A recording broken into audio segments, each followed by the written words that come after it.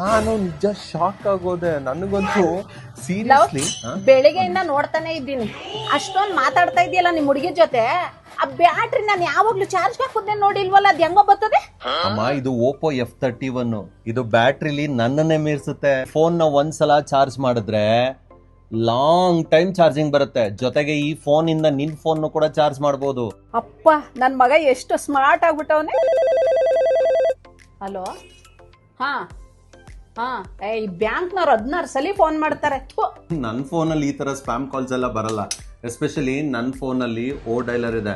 ಇದು spam calls ನೆಲ್ಲ block ಮಾಡುತ್ತೆ. ಓನ್ಲಿ ಇಂಪಾರ್ಟೆಂಟ್ ಕಾಲ್ಸ್ ಮಾತ್ರ ಬಿಡುತ್ತೆ. ಓ, ಇಂಪಾರ್ಟೆಂಟ್ ಕಾಲು ಅಂದ್ರೆ ನಿನ್ ಮುಂದೆ ಎಂಟಿ ಆಗೋಳದ.